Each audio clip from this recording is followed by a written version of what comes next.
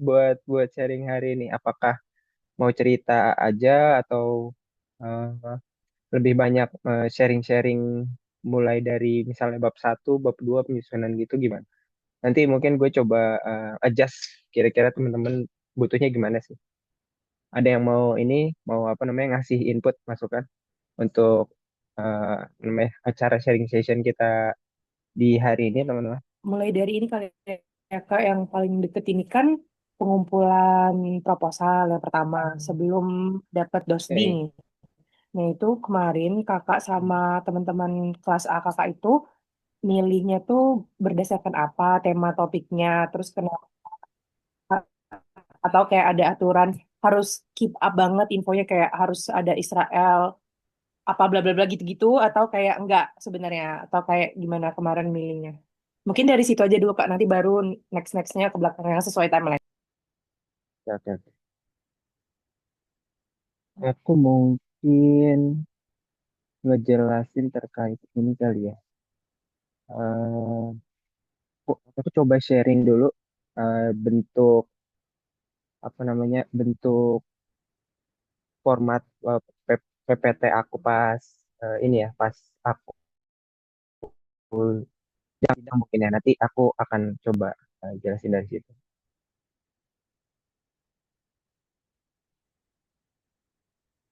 Oke.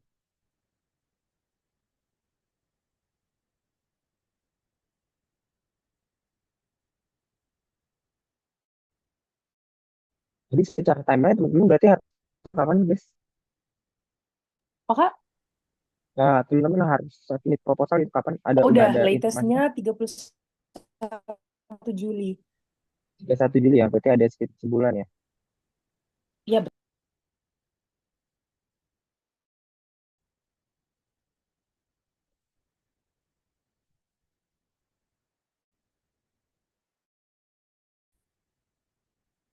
Udah kelihatan belum? Share screen nanti.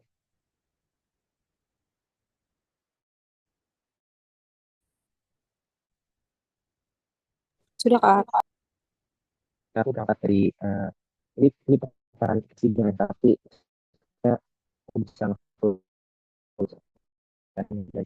Jadi kalau teman-teman mau berada di mana sih dulu waktu awal bikin proposal itu, jadi proposal itu kan kita harus menyusun sampai bab 3 ya teman-teman ya.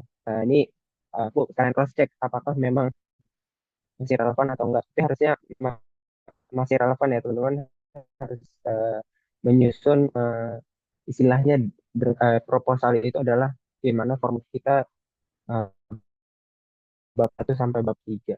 Kalau teman-teman penasaran bab 1 sampai bab 3 itu apa aja sih? Ini kira-kira table of content-nya ya. Ini keseluruhan skripsi. Nanti termasuk bab 4 dan bab 5. Kalau bab 1 teman-teman biasanya harus menulis latar belakang, rumusan masalah, terus tujuan penelitian. Terus kalau misalnya bab 2 teman-teman nanti akan ada tinjauan pustaka gitu ya. Tinjauan pustaka itu adalah gimana teman-teman mengumpulkan teori-teori yang relevan dan teman-teman memasukkan juga penelitian-penelitian terdahulu yang kiranya relevan dengan penelitian yang teman-teman pengen lakuin gitu ya. Terus bab 3 yang paling ini adalah teman-teman mau kain dengan teori tersebut dengan penelitian yang sebelumnya teman-teman mau menguji regresikah atau teman-teman eh, punya model penelitian lain gitu ya untuk menjawab hipotesis. Jadi teman-teman biasanya kita di bab 1 itu merumuskan suatu masalah itu yang nantinya berangkat menjadi suatu hipotesis penelitian kita. Nah, penelitian kita itu untuk menjawab hipotesis itu nanti teman-teman menggunakan metode penelitian apa di bab 3. Nah, itu teman-teman ngejelas. Nah, kalau aku dulu jadi kalau boleh sharing ya di waktu dulu sempat ada pelajaran ManQ yang subjeknya itu teori keuangan. Ini ini teman-teman udah dapet belum teori keuangan? Ini kita ini ya dua arah aja ya teman-teman. Maksudnya kalau kalau mau langsung interrupt nanya it's okay ya karena eh, kita sifatnya sharing cerita istilahnya lagi duduk bareng terus ngasih insight teman-teman kalau misal mau mau nanya langsung it's okay ya. Jadi jangan eh, nggak perlu nunggu aku misalnya selesai info juga nggak apa-apa. Sangat flow aja biar biar kita juga dapat eh, apa namanya dapat poinnya juga enak teman-teman nggak nunggu lama terus kita bahas ngulang. Ada ini udah pada dapat teori keuangan kan ya matkulnya atau belum? Oke, udah ya. Jadi teori keuangan itu dulu menjadi trigger aku di mana aku nyusun bab satu bab dua karena dulu pernah waktu itu aku dosennya Pak Hendro ya. Pak Hendro Prabowo itu beliau minta eh, macam tugas individu lah, macam tugas individu untuk menyusun bab satu, bab dua calon skripsi kalian gitu. Padahal itu juga belum tentu teman-teman waktu ngerjain itu akhirnya dipakai untuk skripsi. Tapi aku berangkat dari situ karena aku ngerasa eh, lumayan nyicil juga sih. Karena waktu itu teori keuangan tuh aku dari manajemen A ya, dapet di semester 3 atau 4 ya, 4 kayaknya. Kayaknya semester 4. Aku agak lupa antara 3 4 itu. Jadi, tapi dari situ aku ngambil. Jadi judul aku tuh kemarin aku ngambil temanya ESG. Ini cukup mainstream sih ya, karena lagi rame-ramenya kemarin. Tapi kalau tadi ada pertanyaan, apakah kita harus yang sekarang banget gitu ya, misal kayak ada isu Israel, misalnya tadi atau eh, dampak perang, tentang tarif dagang dan sebagainya, itu hal yang mungkin menarik, tapi eh, ya nggak apa-apa juga, nggak yang isu yang sekarang banget. Kalau misalnya kita mau nyari apa namanya, nyari suatu permasalahan ya untuk kita tuangkan dalam penelitian. Ya. Tapi teman-teman, sebetulnya ini jadi aku agak jump in ya. Aku dulu pas belajar RK itu ada waktu itu dosenku Pak Budi Prasetya. Ini teman-teman kayaknya udah di PK juga ya harusnya. Nah, Pak Budi itu waktu itu menyampaikan karena PRK ini kan banget dengan penelitian tapi yang udah spesifik ke Mankio ya manajemen keuangan. Kita sebenarnya bisa berangkat dalam penelitian itu dari tiga hal. Yang pertama, kita berangkat dari misal, gitu ya. Jadi bisa aja kita nemu masalah di ya perekonomian, di situasi keuangan saat ini yang kita nantinya jadi trigger untuk kita melanjutkan ke suatu penelitian atau itu memulai dari teorinya dulu, teori atau penelitian terdahulu. Jadi bisa dari masalah dulu, bisa dari teori atau penelitian terdahulu dulu. Gitu. Teorinya misalnya apa teorinya? Misalnya kita udah tahu ada teori packing order gitu ya. Terus atau ada teori misalnya teori apa behavioral finance gitu ya. Nah, terus kita mau mengembangkan cari variabel apa yang terkait dan sebagainya. Itu bisa kita memulainya dari situ. Atau kita bisa mulai dari data yang tersedia dulu. Jadi sebenarnya dunia penulisan penelitian itu nggak terbatas, kita harus cari masalahnya dulu kan. Kalau kita harus berangkat dari cari masalahnya dulu, ya mungkin dicari-cari nggak ada yang begitu menarik untuk istilahnya kita kembangkan gitu kan. Nggak ada. Ya triggernya itu bisa dari tiga, tiga tadi, bisa dari masalah, bisa dari teori penelitian terdahulu yang mau kita kembangkan, gitu ya, atau kita replicate atau kita modifikasi, atau kita mulai dari datanya. Karena gini, ada juga temen aku yang misalnya kerja di bidang asuransi kemarin ya. Temenku di B ya, baru banget lulus kemarin yang sesi Juni ini. Itu dia dari asuransi. Dia bidangnya asuransi. Nah, kalau dia bidang asuransi, dia kira-kira mungkin di pekerjaannya seharinya dia ada data-data yang terkait dengan insurance gitu ya. Apa namanya industri insurance. Jadi dia berangkat dari situ. Yang spesifik yang mungkin orang lain nggak punya. Nah, itu bisa dia berangkat dari situ kira-kira apa yang mau dia lakuin dengan data-data itu. Aku Ya tadi mungkin di awal aku belum sharing ya uh, profil gitu ya. Mungkin agak jump in, tapi bisa jadi hal yang relevan. Oke,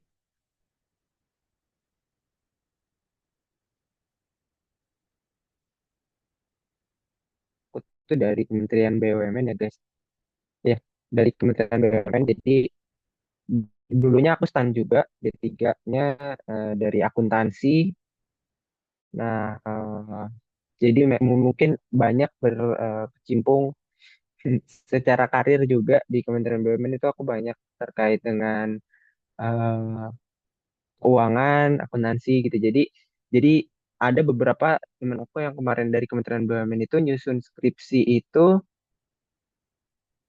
kita berangkat dari data. Kalau aku nggak sudah karena aku ISD ya ngambil. Kalau aku ISD jadi harus narik data lagi. Nah, teman-teman aku yang dari Kementerian BUMN itu ada yang dari data-data di di di akun sih ya, bukan di mana ya. Itu data-data governance gitu, ya, governance BUMN, nilai, skor governance, tata kelola dan sebagainya. Nah, itu orang lain kan mungkin yang di luar Kementerian BUMN agak sulit, bisa aja nyari datanya terus ngajuin, tapi karena eh, punya akses data yang lebih mudah gitu ya di kantor gitu ya.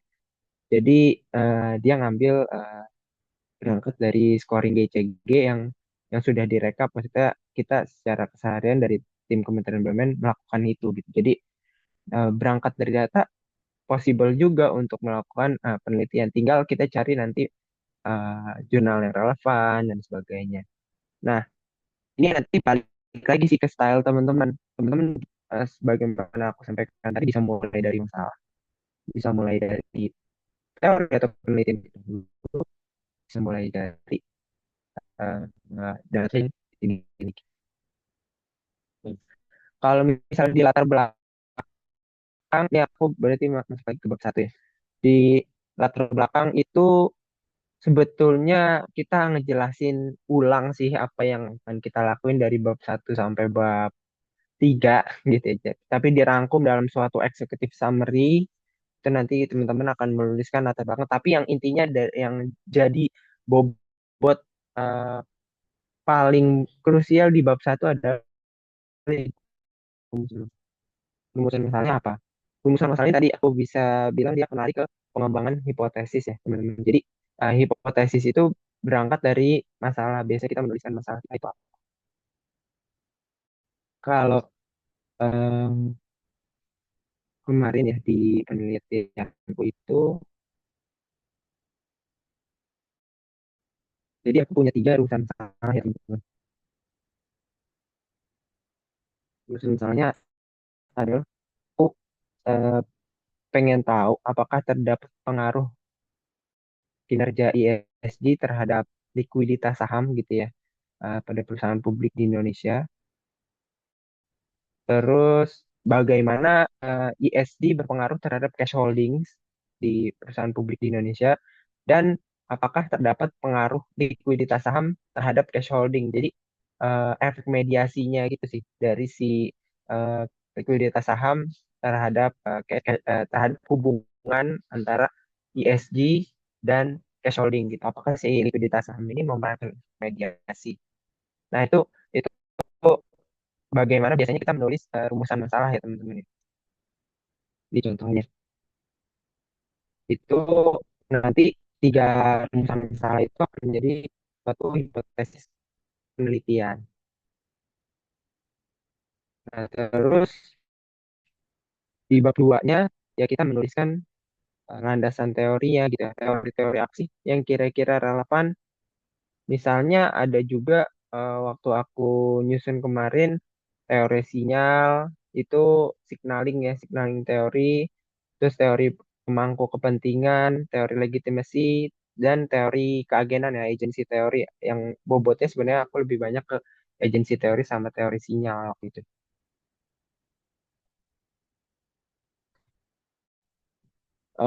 Di bagian ini udah masuk bab 2 ya, sorry, guys.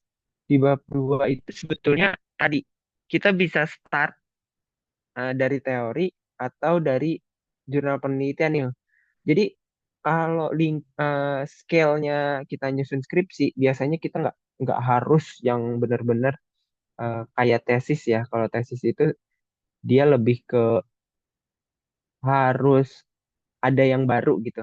Ada yang baru dalam hal biasanya si penyusun tesis tuh diharuskan untuk memodifikasi minimal kalau ada penelitian terdahulu jurnal acuan gitu ya. Jurnal acuan itu dimodifikasi seperti apa. Nah, tapi kalau misalnya kita levelnya skripsi, biasanya kita nge-replicate aja nggak apa-apa. Itu ada dosen pembimbing yang mengokekan gitu ya, bahwa ya udah kamu replicate aja terus di Indonesia seperti apa. Nah, replicate itu berarti biasanya kita melakukan apa namanya tadi pengujian di Indonesia, misalnya di Indonesia gitu ya, di data yang kita punya itu gimana sih persis kayak si jurnal acuan kita. Nah, itu eh, makanya dalam bagian di bab 2 ini salah satu yang paling krusial adalah biasanya jurnal acuan. Ada beberapa dosbing yang memang mencaratkan tuh jurnal acuannya harus minimal misalnya secara rank di Q2 atau ada juga yang mungkin lebih rigid di Q1 gitu ya. Nah, biasanya aku mungkin bisa ngasih tips ketika teman-teman mencari jurnal acuan, kalau bisa teman-teman pahami betul dulu dia sampai bab 3 ya sampai mengolahnya itu seperti apa. Karena kalau di jurnal acuannya kita asal milih ya kadang ya eh, asal milih nih jurnal acuan, oh kayaknya keren nih jurnal acuannya, jadi dari judulnya aja tapi teman-teman nggak begitu baca sampai dalam. Nah, nanti takutnya teman-teman kejebak tuh pas dia ngolah datanya ternyata dia rumit gitu ya, agak susah susah dilakukan lah, walaupun teman-teman udah pakai eViews, udah teman-teman udah pakai Stata misalnya gitu, tapi agak ribet, agak tricky, dan risiko apa namanya salah penyajian, salah salah apa namanya salah pengoperasian si toolsnya itu tinggi, jadi teman-teman baiknya dihindari. Itu untuk apa namanya yang jurnal ya, jurnal acuan. Karena jurnal acuan itu biasanya yang dipegang sama dosbing ya, dosbing berpegang ke jurnal itu. Kamu udah kadang ditanya lagi udah sama belum sama jurnal acuannya. Nah, tapi kalau misalnya ternyata jurnal acuannya susah, nah teman-teman jadi agak memakan waktu untuk balik lagi mencari jurnal acuan di awal seperti di awal gitu ya. Jadi nanti jadi waktunya akan terbuang banyak untuk ngulik jurnal lagi dan sebagainya. Jadi saranku salah satu kuncinya di awal itu adalah ya tadi kalau teman-teman udah nemuin masalah yang kira-kira menarik atau tadi datanya berangkat dari data nih. Misalnya dari datanya udah ada tentang GCG misalnya atau tentang apa namanya industri asuransi, industri spesifik lainnya gitu yang teman-teman punya gitu ya. Nah, terus cari jurnal selanjutnya, sorry, cari jurnal yang paling relevan, yang pertama. Yang kedua, yang kiranya nggak sekedar menarik gitu ya, nggak sekedar relevan, tapi mudah untuk diolah, mudah untuk diikuti, mudah untuk direplicate gitu ya. Itu tips dan saranku di yang bab 2 ini. Kalau misalnya teman-teman udah nemu jurnalnya, biasanya di jurnal itu udah ada juga kan ya hipotesisnya dia. Bisa nanti, misalnya teman-teman berangkat tadi dari data, udah dapet jurnal, nah baru hipotesisnya mungkin bisa mereplicate juga secara wording, secara arahnya bisa uh, mereplicate juga gimana penulisan hipotesis yang memadai. Itu terkait dengan proposal. Jadi proposal kita akan bahas dari bab 1, bab 2, bab 3 ini yang langsung disatu. Tinggal gini dulu teman-teman mulai dari data dulu atau dari penelitian dulu atau dari masalahnya dulu yang pada umumnya. Sampai sini mungkin mau ada yang apa namanya? Mau ada yang komen atau nanya-nanya terkait dengan proposal. Monggo ya kalau ada yang mau ditanya. Ini jumlahnya di sini. Oh, jumlahnya cuma 10 ya. Kalau jumlahnya 10 menurut aku ini kan waktunya panjang ya. Aku juga dikasih tahu sama panitia 2 jam setengah. Jadi kalau misalnya teman-teman mau sharing, mau nanya masukan, it's okay. Ini open banget. Aku nggak mau kesannya yang disorot nih misalnya aku ngasih insight aja, tapi pengen tahu juga misalnya teman-teman kalau mau ada yang didiskus, mau nanya masukan, menurut saya gimana sih kira-kira eh, judul ini, terus misalnya eh, cara pengolahannya, oke, eh, silakan ya teman-teman. Ini kita masih bab 1 sampai bab 3 tadi.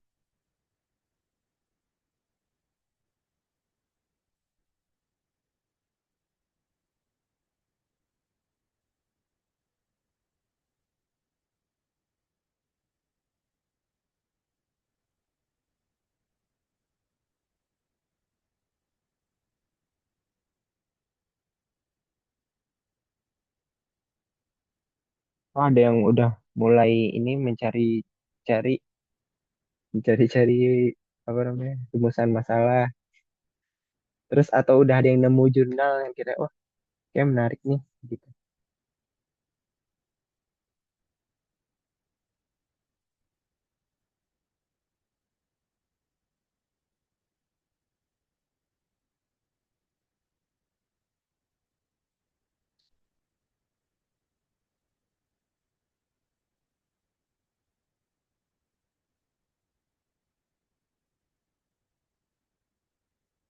Kalau aku dulu tuh hmm,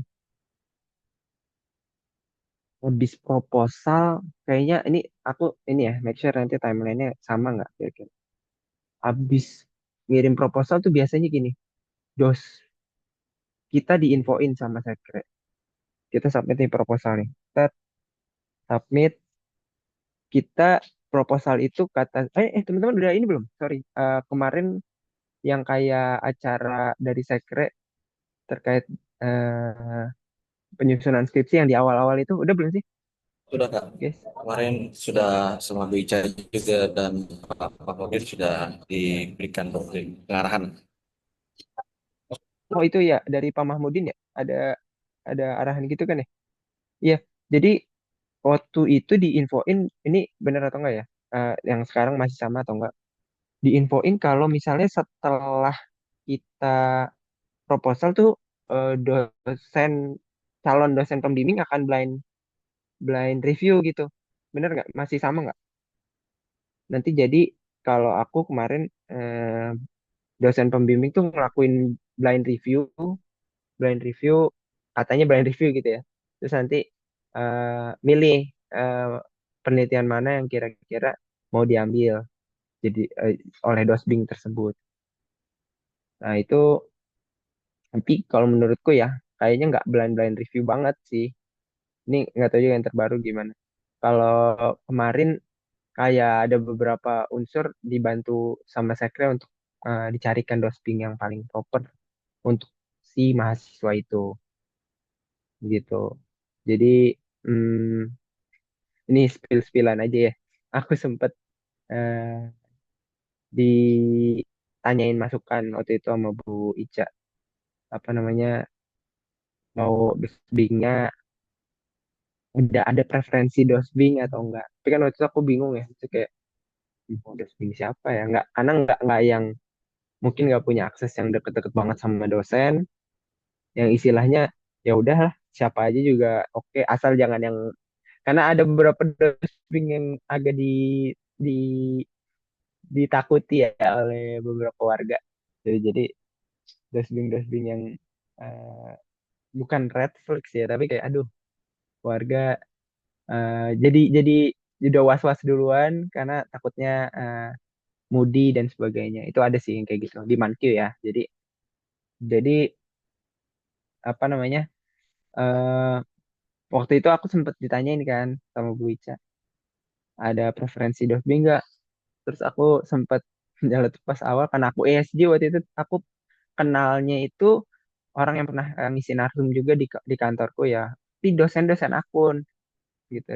Nah aku sebutlah Bu Lulu, waktu itu Bu Lulu Widiawati. Mungkin Bu Lulu kali ya Bu, tapi dari akun bisa nggak ya? oh ternyata kalau dari akun tuh nggak bisa. Jadi kalau kita udah pasti dospingnya itu sama dospengnya nanti harus dari lingkup departemen manajemen gitu. Jadi pada waktu itu oh nggak bisa kalau lintas lintas lintas apa namanya jurusan gitu dospingnya. Oh ya udah, aku sih langsung pernah diajar siapa yang enak ya, yang kira-kira nyantui gitu kan. Aku pikirnya yang nggak yang nggak ribet lah. Siapa nyebut Pario ya, Pario kali ya, Pario. Akhirnya tapi Bu Ica, oh sorry nak, ini kamu ternyata udah di plotting udah dapat. Ya udah.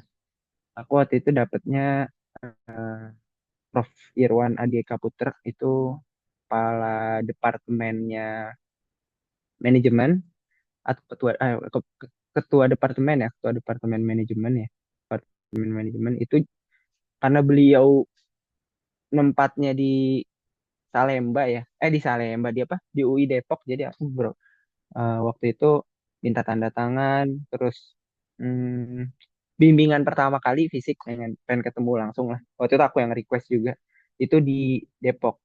Tapi eh, beliau sih fleksibel ya. Enggak fleksibel karena waktu itu agak agak agak sibuk juga. Jadi beberapa kali aku online gitu. Aku waktu itu ngobrol sama sekretarisnya aja tuh.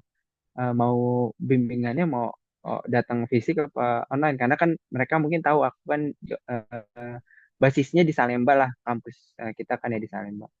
Ya udah terus aku bilang untuk pertama aku karena pengen tahu langsung dulu. Waktu itu penasaran banget sih karena agak takut juga dengan namanya gitu ya, dengan jabatannya pada waktu itu kan ketua departemen. Jadi aku ngambilnya first pertemuan itu maunya langsung. Oh akhirnya ketemu langsung, alhamdulillah ya bapaknya ternyata eh, baik. Jadi dilancarkanlah pertemuan utama itu di pertemuan-pertemuan eh, bimbingan selanjutnya aku online tapi ya udah tahu lah tipikalnya. Itu juga mungkin jadi tips ya kalau nanti ketemu dosbing yang kita belum tahu nih, belum pernah diajar langsung. eh, Kalau aku saran pribadi, kok bisa temuin langsung karena biar kita tahu juga tipikalnya seperti apa. Karena kalau kalau itu kalau dapat opsi ya, guys. Kalau dapat opsi bisa ketemu langsung atau online. Karena kalau misalnya kita dari awal udah nggak mau nge-approach gitu ya kayak online aja lah Pak, karena kita mager mungkin ya. Itu takutnya kita nggak tahu tipikal dosbingnya seperti apa. Kalau tipikal dosbingnya ternyata karena kan beda ya kalau kita balas-balasan lewat WA, apalagi kita tau lah balas-balas WA orang senior senior gitu mungkin ya kan cuma oka gitu ya jawabannya. Misal kita ngajuin judul ini nih oka, nah kita kan nggak tahu jadi oka itu sebenarnya dia eh, oke dengan setuju dengan intensi yang semangat and antusias atau ya udah oke aja gitu kan kita jadi nggak tahu ya. Apalagi kalau misalnya Zoom juga cuma dengerin suaranya mungkin nggak open cam itu kita jadi penyesuaiannya agak kabur agak bias gitu. Ini gimana sih dosennya aman gak sih dosbingku kalau aku kayak gini gitu. Nah itu saranku ketika dapat opsi kalau misal bimbingan pertama kalau bisa offline aja ketemu langsung biar ngobrolnya enak. Tuh, ya itu aku dapat dosbing setelah nunggu berapa lama gitu. Ini aku teman-teman timelinenya setelah submit proposal infonya dapat dosbing berapa lama ya?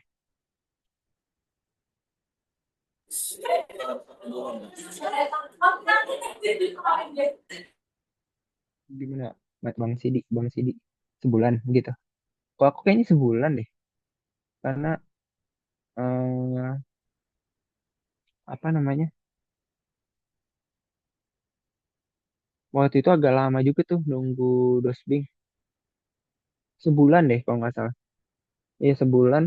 Terus abis itu dapatlah Prof Irwan ya udah akhirnya eh, mulai jadi kita harus nge-approach kalau udah dapet dosbing sih harus nge-approach pertemuan pertama nggak lama dari apa namanya dari di info dosbing itu begitulah kira-kira setelah proposalnya itu jadi itu salah satu kunci juga tuh ini kan teman-teman aku ya berharap gitu ya teman-teman pasti kan tepat waktu ya nggak nambah apa namanya nambah karena lumayan banget kan namanya kita paham lah sebagai warga-warga apa namanya warga-warga yang mengeluarkan sekarang naik ya udah naik apa masih 13 juta sih kalau angkatan kalian kayaknya di bawah ya angkatan yang bawah yang naik kan UKT-nya itu jadi nambah 13 kan sebenarnya lumayan makanya kita berharap bisa tepat waktu lah kalau aku sebenarnya kenapa aku dulu pengen banget tepat waktu karena concernku di biaya gitu lumayan banget waktu itu nambah tuh satu semester lagi kan nambah padahal kita nggak ada matkul kan jadi 13 jutaan ya aku waktu itu menghindari itu tapi ya berupaya memaksimalkan waktu lah nah cuma memang dosbing itu kadang menentukan banget jadi teman-teman harus banyak doa juga kalau walaupun udah berusaha gitu ya walaupun udah berusaha berikhtiar kita ngerjain proposal yang terbaik tetap nanti eh, kita bisa aja dipertemukan dosbing yang mungkin agak tricky jadi ya doa kuat-kuatan doa tuh penting juga tuh guys untuk dapat apa namanya untuk dapat dosbing yang kira-kira bisa support kita untuk bisa lulus tepat waktu gitu kira-kira nah itu eh, teman-teman ada yang mau mau nanya atau mau masih pendapat monggo dipersilakan guys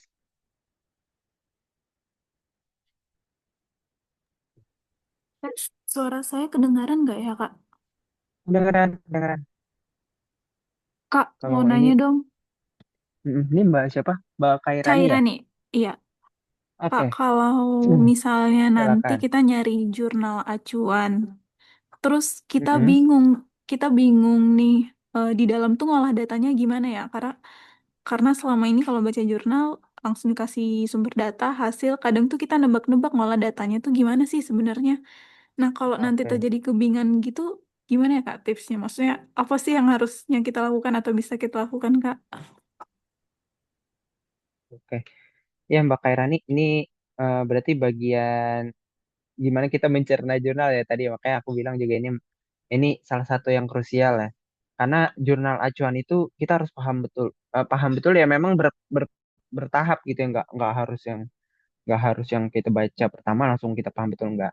Cuma kenapa krusial? Karena tadi seperti Mbak Kairani bilang juga bahwa itu kita harus kalau mau kita replicate kita harus bisa juga tuh ngolah datanya kan ya nggak nah tapi kalau misal kita menemui kebuntuan ini termasuk tips dari aku yang ini nggak relate per bab ya tapi keseluruhan ya dalam kita menyusun skripsi dari awal sampai akhir itu aku mengalami ini pengalaman ya kemarin ngerasa sangat penting bagi kita untuk punya peer dalam menyusun skripsi peer dalam menyusun skripsi itu ya kalau teman-teman bisa punya kelompok gitu ya, kelompok kecil atau apa, itu aku saranin kalian bikinlah kayak gitu. Karena itu bisa saling support, saling backup juga. eh bukan untuk ya, tapi ini ya ini cara menyikapinya ya. Kadang punya kelompok itu kan jadi minder sama kelompoknya yang progresnya udah lebih maju gitu ya, lebih maju, lebih lebih advance dari kita. Oh, aku ngumpul bareng dia, tapi dia cepet banget ya, kok aku lama ya. Tapi menurutku kita harus lebih bijak menyikapinya, bahwa peer itu bukan untuk jadi adu cepet-cepetan dan bikin satu sama lain minder, tapi ketika kita punya peer itu kita bisa berharap kita bisa saling bantu, support satu sama lain. Kalau tadi kita punya kendala dalam jurnal kalau kita punya peer yang apa namanya yang saling mengerti satu sama lain ya gitu istilahnya bisa saling backup, bisa saling support, full support satu sama lain biasanya ya kita bisa eh, nanya pendapat ke teman kita apalagi teman kita yang mungkin yang lebih paham dalam hal pengolahan data statistik gitu ya. Itu boleh banget untuk sharing caranya gimana sih kira-kira untuk apa namanya mengolah data dari jurnal ini gitu. Siapa tahu dia punya insight atau ya ini kan pengolahan data mungkin kalau kalau punya akses atau mau untuk coba tanya-tanya ke dosen juga bisa juga. Tapi biasanya kan kita agak agak kalau ke dosen mungkin agak ragu karena aduh takut nggak enak nih ya.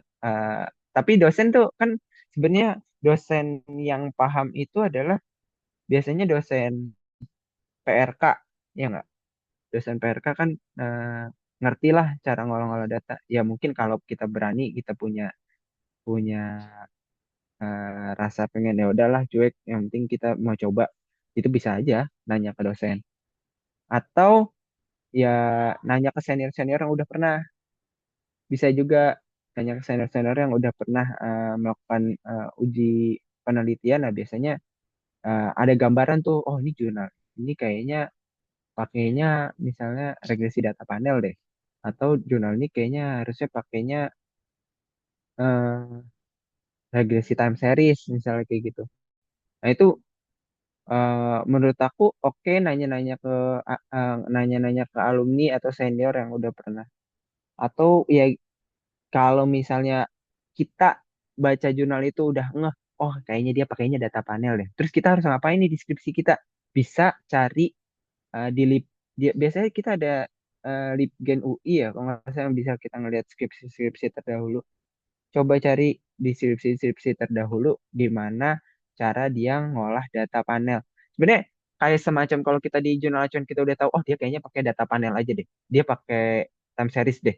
Dari situ itu kalau kita masih nggak paham untuk cara dia lebih dalam ya si jurnal itu, coba direplicate tapi pakai model-model eh, apa namanya yang dilakuin oleh senior-senior di skripsi-skripsi terdahulu gitu. Jadi yang menggunakan yang sama ya modelnya misalnya data panel atau model regresi time series dan sebagainya. Nah itu bisa dicek runtutannya apa aja sih. Kalau misalnya data panel runtutannya apa? Oh uji asumsi klasiknya apa aja. Terus uji hipotesisnya seperti apa. Eh, ya intinya intinya kita coba mencermati dokumen-dokumen lain juga yang kira-kira relevan. Gitu sih Mbak Kairani. Ada yang mau di follow up nggak pertanyaannya? Misalnya ada spesifik nggak ngertinya di mana gitu. Monggo dipersilakan ya.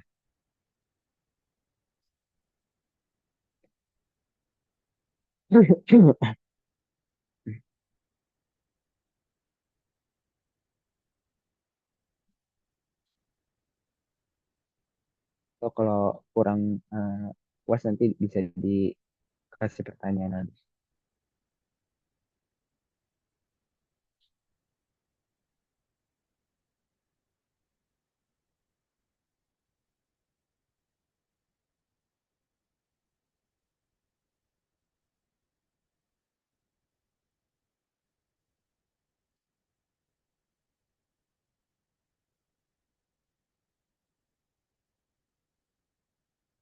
Kalau kalau udah cukup mungkin teman-teman yang lain ada yang mau nanya dulu di bagian proposal Mau nanya atau kan? bab 1 sampai bab Eh, 3. Oke, Bang Sidi gimana? jadi kalau jadi misalnya nanti kan kita bikin proposal. Jadi seberapa besar Hmm? kemungkinan akan terjadi revisi gitu. Itu kan proposal sampai bab 3 ya. Berarti kalau misalnya direvisi, maksudnya revisinya itu sebanyak apa sih Kak? Apa sampai substansi banget, sampai dasar apa sampai ganti judul gitu ya. Kemungkinan yang akan terjadi gitu Kak. Mungkin dilihat dari pengalaman Kakak dan teman-teman. Gitu, seperti itu. Terima kasih Mas Didi. Ini menarik ya. Jadi eh teman-teman harus siap sebetulnya. Nah, submit proposal itu kemungkinannya besar sekali dirombak. Kemungkinannya. Aku bukan pengalaman pribadi tapi angkatanku yang nyusun yang dia harus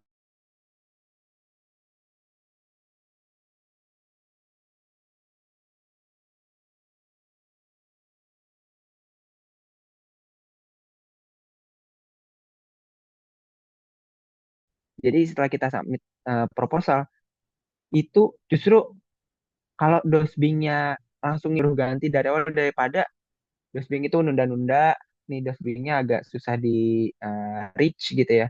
Kita ngechat dibalasnya agak lama, terus pertemuan pertamanya udah nunggu berapa minggu itu baru pertemuan pertama. Nah, ketika kita kayak gitu, takutnya malah waktu kita makin mepet ketika kita rombak ulang. Itu ada pengalamannya yang benar-benar rombak ulang, yang awalnya mau ESG itu temenku namanya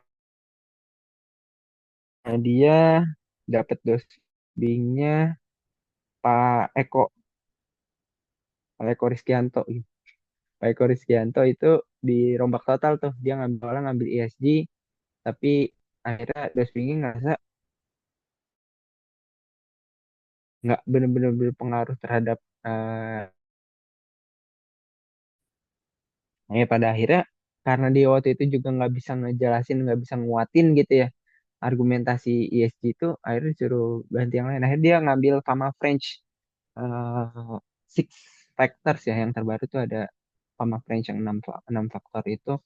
Akhirnya dia nguji itu, ganti rombak total kan jauh banget dari ESG ke Fama French gitu gitu. Nah itu makanya jadi harus siap. Sebenarnya setiap kemungkinan ada gitu. Jadi tapi ya itu kalau ketika kita bimbingan pertama, uh, kalau bisa proposal yang kita tulis kita juga pahamin betul ya. Jangan sampai pas di challenge tuh kita juga ragu sama apa yang udah kita terus ya. Kalau kita ragu kayak tadi, apalagi dosennya yang agak agak punya pendirian kuat gitu ya, kayak misalnya uh, dosbinya kayak tadi kayak model Pak Eko Rizkianto tahu sendiri kan, udah pernah diajar belum, udah pernah kan? Udah Ini kok. belum udah kan ya. Wah, pokoknya kalau Pak Eko ya udah di dari awal udah di challenge dan kita nggak bisa mempertahankan ya pasti rombak tuh kayak gitu. Jadi ada kemungkinan ada kemungkinan banget untuk rombak ulang. Tapi ya tadi semua tahapan kalaupun rombak ulang harus di apa namanya disikapi dengan bijak gitu. Jadi jangan langsung down, langsung pusing. Ya itu wajar, ada fasenya kita langsung aduh pusing nyari apa lagi ya.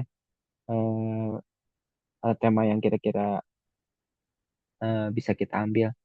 Ya tapi gitu, Halmi itu waktu itu aku lihat pas dia rombak ulang, dia gerilya cari inspirasi dari teman-temannya, termasuk ke aku, teman-teman yang lain. Bang, kira-kira gue di apa namanya? Waktu itu kayak sempet juga dia nanya ke aku deh, apa ya tema yang oke, terus eh, coba aja nih yang lain nih, misalnya apa, Farm Friends dan sebagainya. Itu gunanya kita punya peer ya, peer yang suportif. Ya kalau kayak gitu, eh, walaupun kita kadang kena mental sama dosbing, kalau punya temen peer yang bisa saling support tuh itu mendukung banget untuk kita cepet comeback dari perasaan-perasaan apa namanya gundah gulana seperti itu. Itu mungkin Bang Sidi terkait dengan proposal kalau rombak total ya. Jadi ada kemungkinan, pasti ada. Oh ini via chat juga ya. Oke. Kasih Gimana deh. Bang Sidi, ada yang mau di follow up pertanyaannya? Dulu ya tadi ya. Mungkin Oke. ya Ya mungkin gimana? gambaran aja Queen ditanya proposal baru berapa lama. Jadi kalau diminta ganti, apakah bisa dari generasi regional baru sendiri? Oke. Berapa lama ya? Berapa lamanya? Kalau aku waktu itu karena bikinnya dari sebenarnya nggak bikin langsung jadi sih, pas waktu teori keuangan itu kan tugas individu ya. Aku ngambil ESG terhadap cash holding. Itu yang pertama tuh. Ini aku share ya model penelitian.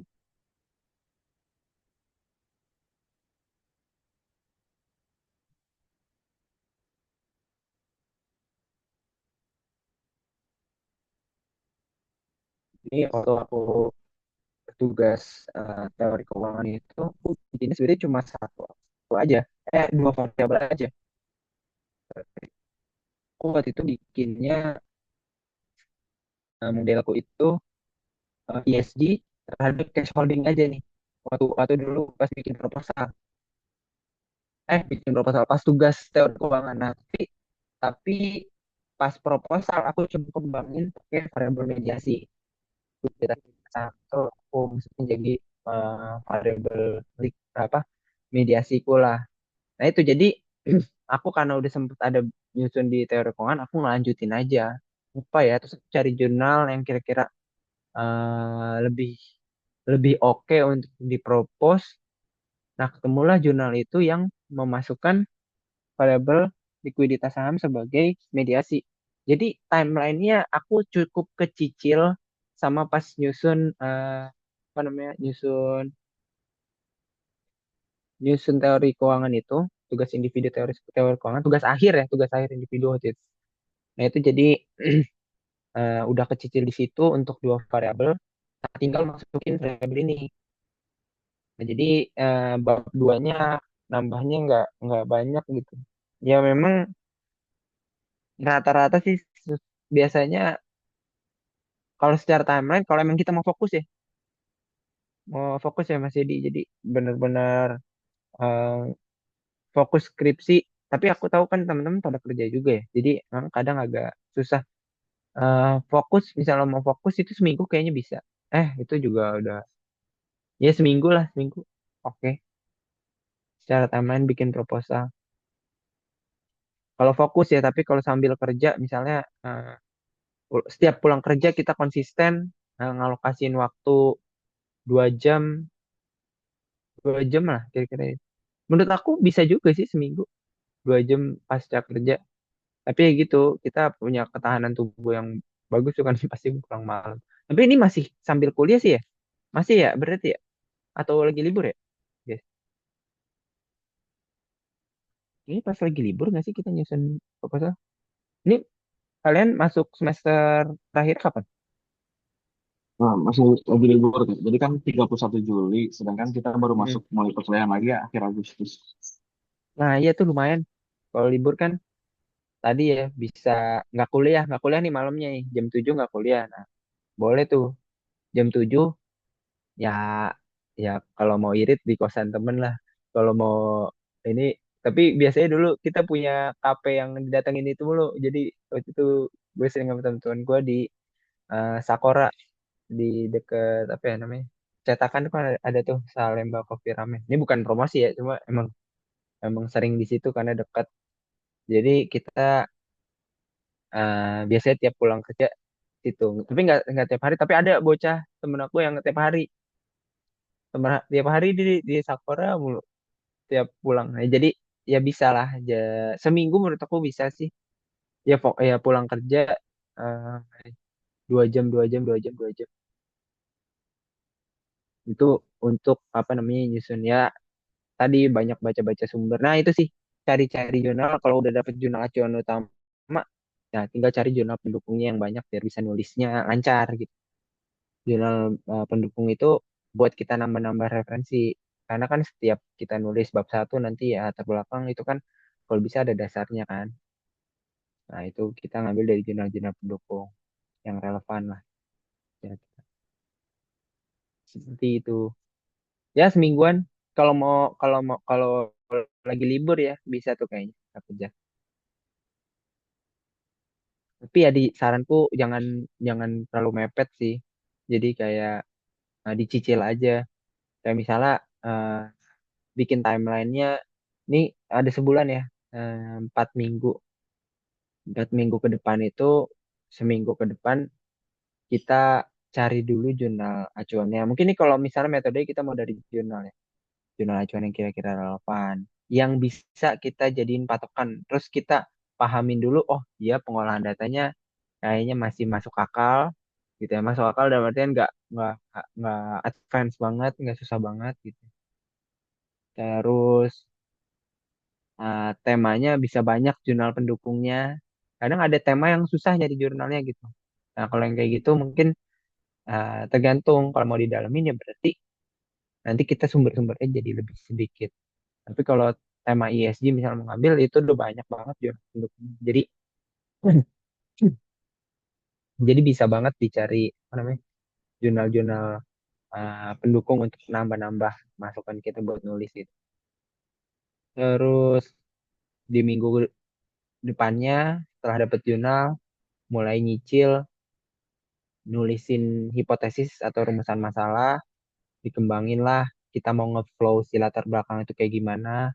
Misalnya ngeflownya mulai dari ya di era sekarang, misalnya kayak gimana-gimana fenomena-fenomena sekarang itu bisa. Atau minggu depannya ya selain cari jurnal-jurnal pendukung, cari-cari penelitian-penelitian. Kalau aku dulu setelah jadi jurnal pendukung udah lumayan banyak, aku cari skripsi-skripsi terdahulu yang pakai tema yang sama. Teman-teman dipersyaratkan nggak boleh skripsi yang terdahulunya itu sama persis gitu. Ada nggak sih pas yang kemarin?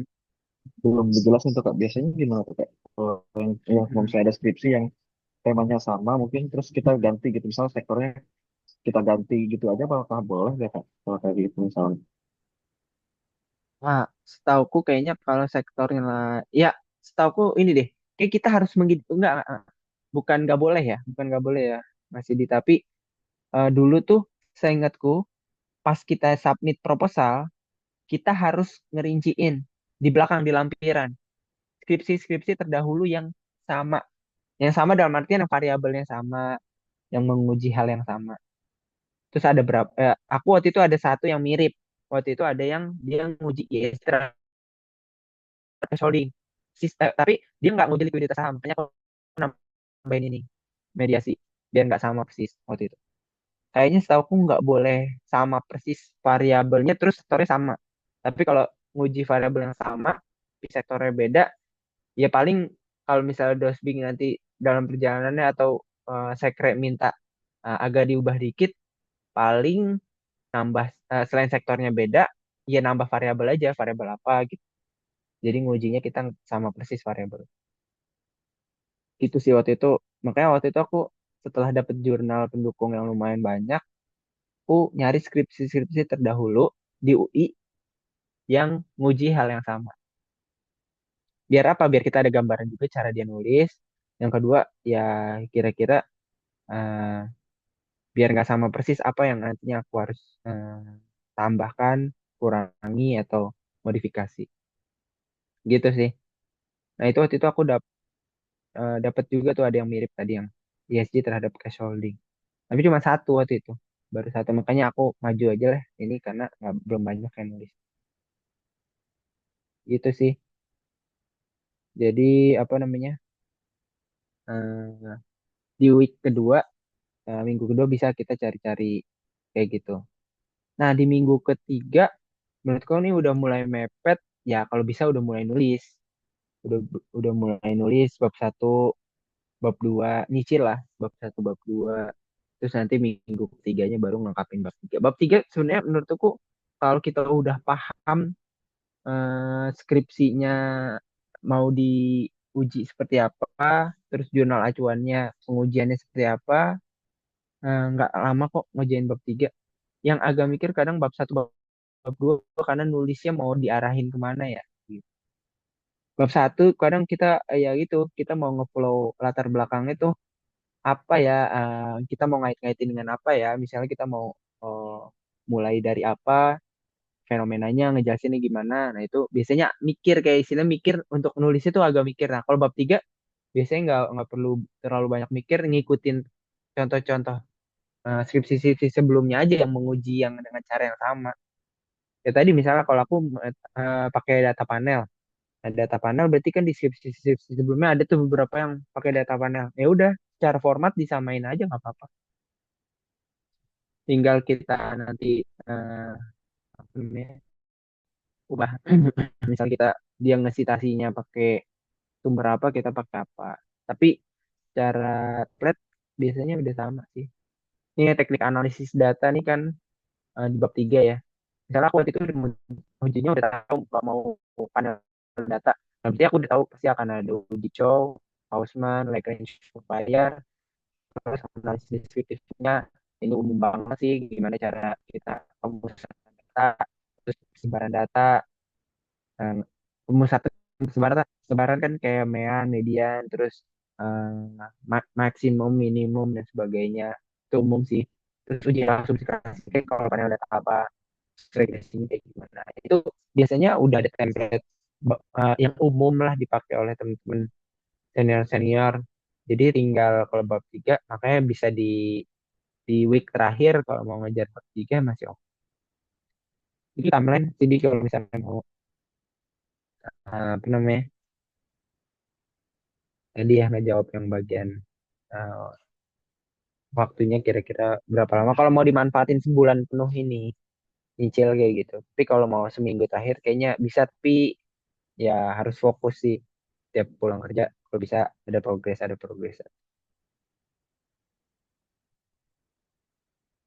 gitu kira-kira.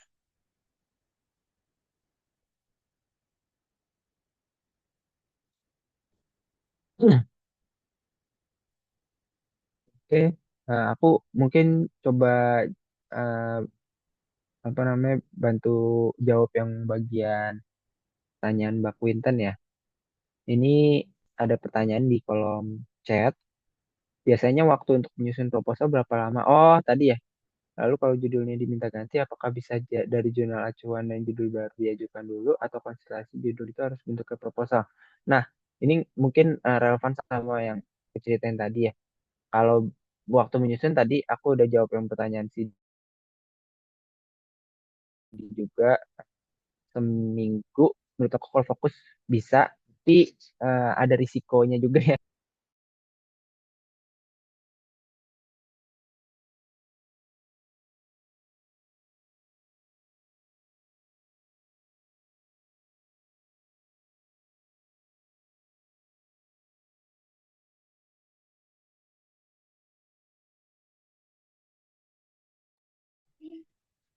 Ya, jadi sorry tadi potong ya.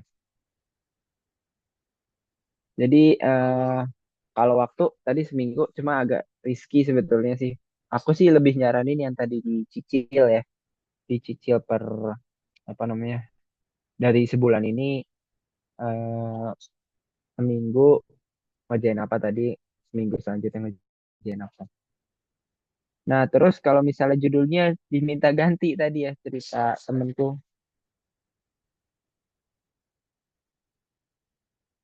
temenku tadi eh cerita temenku tadi yang apa namanya judulnya diminta ganti itu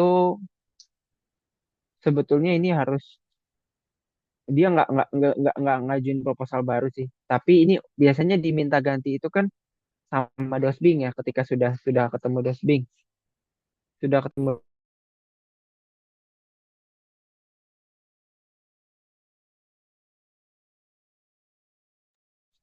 Jadi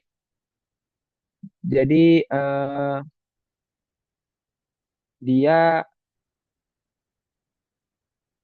dia tuh koordinasinya sama dosbing aja, nggak sama sekre lagi. Jadi nggak perlu submit proposal ulang. Tapi ketika bimbingan itu udah berprogres di bimbingan itulah biasanya ngasih tahu eh, apa bentuknya yang diganti, judulnya sekarang apa, temanya apa, dan biasanya ngeflow aja pas bareng sama Dosbi. Itu sih temenku dulu kayak gitu. Jadi nggak ngulang lagi, bukan ngulang, ngulang, ngulang dalam artian nggak nyari tema lagi karena dari awal lagi kan penulisan juga pasti ngulang, tapi nggak submit ke sekre lagi. Cuma konsultasi judul itu nanti sama dosbingnya langsung gitu. Biasanya jadi timeline lebih mepet. Lebih mepet dalam artian ya dia paling punya waktu untuk nyari tema baru, eh, mungkin menuliskan rumusan aja dulu, baru nanti kan bisa ngikut ya belakang-belakangnya. Terus rumusan permasalahan sama metode penelitiannya nanti kayak kayak gimana itu ke dosbingnya mungkin dalam waktu spare yang diberikan dosbing. Contoh misalnya di dosbing temuan pertama setelah dapat dosbing ya di tanggal 10. Nah, terus dosbing minta nanti kita ketemu lagi di minggu depan di tanggal 17. Nah, itu berarti dia harus cari jurnal baru penelitian baru itu di waktu seminggu itu berarti. Itu sih kira-kira. Memang tricky di awal dalam artian tapi ya itu berharap dosbingnya ngerombaknya di awal. Tapi kalau dosbing ngerombaknya di akhir yang itu yang PR biasanya kita harus benar-benar kejar-kejaran sama waktu untuk sidang gitu. Itu mungkin ya pertanyaan dari Mbak Quinten Lita. Kalau ada follow up question dipersilahkan ya. Oh, ada teman-teman lain yang mau tanya juga, silakan.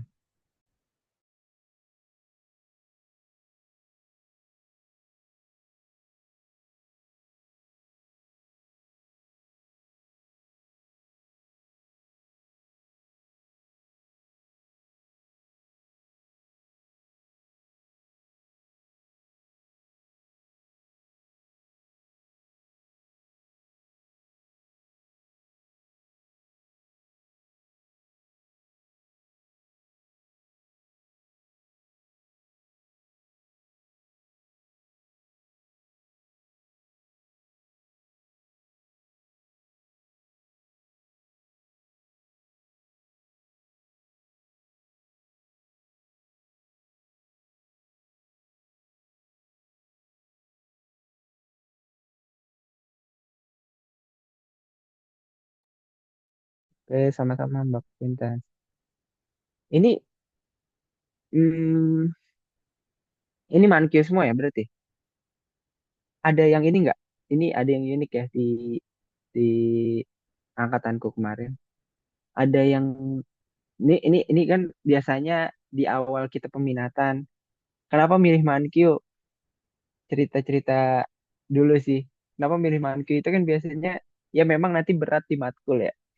Matkulnya lumayan berat gitu. Dosennya lumayan sadis-sadis nilainya. Tapi ada gambaran kan kenapa ikut apa pilih Mankes sebagai peminatan kan biasanya biar skripsinya lebih mudah gitu ya dibanding teman-teman yang milih MSDM atau milih pemasaran.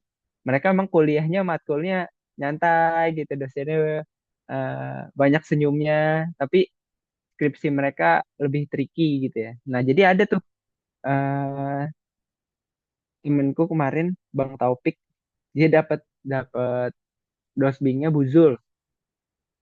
Ya karena dia tipenya juga ini ya. Dia tipenya si Bang Taufik ini kayak dia juga agak ambis dalam artian tanda kutip positif gitu ya. Pokoknya dia digas ya kalau misalnya uh, dosbingnya expect apa ya pokoknya dijalanin sama dia gitu.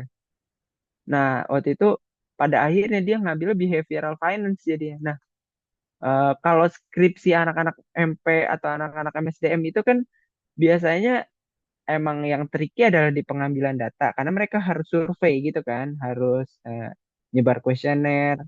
Kalau Manq biasanya data sekunder langsung ngambil dari Refinitiv, ngambil dari Bloomberg dan sebagainya, tinggal olah ya permainan nanti tricky di Excel dan sebagainya.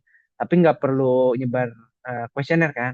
Tetapi karena di waktu itu Bang Topik ngambilnya behavioral finance, dia juga jadinya nyebar kuesioner tuh tapi emang dia jago sih jadi secara timeline dia aman dan skripsinya bagus banget dia ngambil persepsi investasi masyarakat gitu jadi tetap dia ngelakuin semacam kuesioner nah tapi biasanya teman-teman yang lain tuh nggak ada yang ngambil behavioral finance kayak gitu ya kita udah ya udah pakai data sekundernya biar nggak ribet kuesioner itu ada cerita terkait dengan teman-teman Kiko kemarin.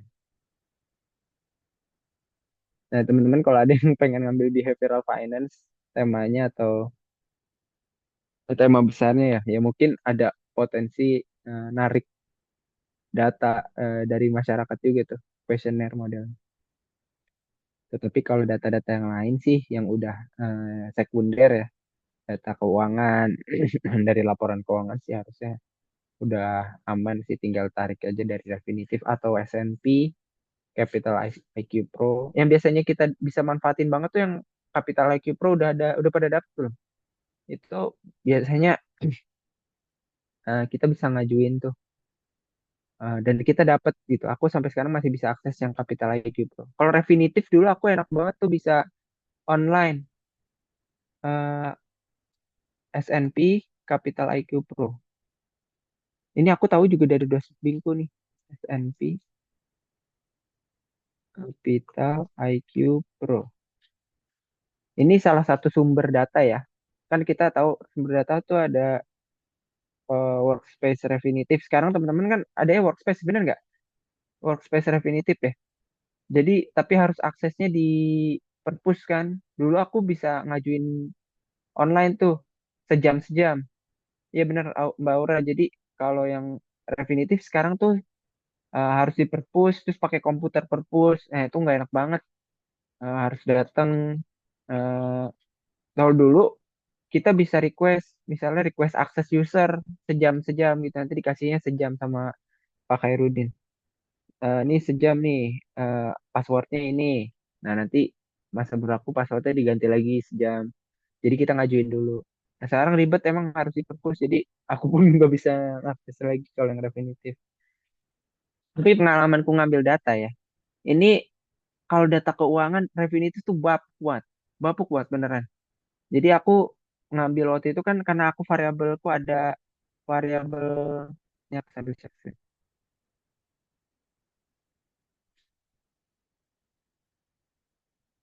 Tidak, share screen. Udah muncul lagi ya. Variabelku kan ada cash flow ratio, terus ada net working capital yang pakai akun-akun laporan keuangan kan. Nah, leverage, capex, sama size, nih, size ke aset. Itu aku ngambil data dari Refinitiv ya. Refinitiv itu angkanya beda sama laporan keuangan ya. Jadi kayak pas aku cek verifikasi ke LabQ-nya, wah ini bapak banget datanya. Nggak, angkanya pada beda-beda deh. Pokoknya angka utangnya berapa, liabilitasnya berapa di sini. Jadi makanya aku mix waktu itu ngambil untuk ESG karena dia punya data rating ESG. Ya, aku ngambil dari Refinitiv karena dia punya data rating ESG. Sementara S&P Capital IQ Pro itu aku nggak punya. Dia nggak menyediakan data ESG. Jadi aku ngambilnya ESG dari Refinitiv. Kalau Capital IQ Pro itu dia nggak ada ESG waktu itu, tapi data keuangannya bagus. Jadi aku ngambil data keuangan dari situ. Kayak size, capex, kemarin aku dapetnya angkanya pas aku verif ke LabQ lebih lebih bener lah, jarang yang salah gitu. Kalau Refinitiv pas aku cek ke satu perusahaan di satu periode salah, terus aku cek di periode selanjutnya salah juga. Jadi kayak udah dari awal udah ngaco nih data-data Refinitiv, makanya aku nggak lanjutin ngambil dari Refinitiv untuk data keuangan. Tapi dia ada ESG yang aku ambil data ESG-nya. Tuh, jadi aku juga ambil data Bloomberg juga kalau kemarin tuh. Untuk apa aku karena pakai robustness test. Ya robustness itu semacam kita uji pertama pakai Affinity, terus kita menguji lanjut lagi pakai data ESG by Bloomberg tuh gimana sih hasilnya sejalan atau enggak. Nah, itu robustness test. Jadi pas aku uji pakai Bloomberg, pada akhirnya hasilnya sejalan. Jadi itu salah satu bentuk pengujian lanjutan penguatan atas penelitian yang sudah kita lakukan. Ini terus menguji juga Malaysia, jadi aku selain di Indonesia uh, robustness test aku ada tiga ya, uji pakai perusahaan publik Malaysia juga, cuma uji pakai variable lainnya lah selain ESG ada namanya governance score gitu deh. Itu pengalaman dari ngambil data. Nah tadi ada pertanyaan lagi ya dari Mbak Kairan ya. Kalau sesi lima kan masih ada matkul. Berarti gimana ya kuliah sambil skripsi? Ya, ya berat lah. Ya ada berat-berat ya gitu. Karena eh semester lima apa aja ya matkulnya? Aku jadi lupa. Hmm, apa aja ya matkulnya teman-teman ya? Semester lima. Kan PRK kita semester 4 yang udah beratnya di PRK tuh. Semester 5 tuh agak receh kayaknya. Apa ya semester 5 ya? RSK. Riset studi kasus ya? RSK, komunikasi bisnis, terus EKP, perencanaan keuangan pribadi, sama apa? Hmm, ini ya, matkul nih.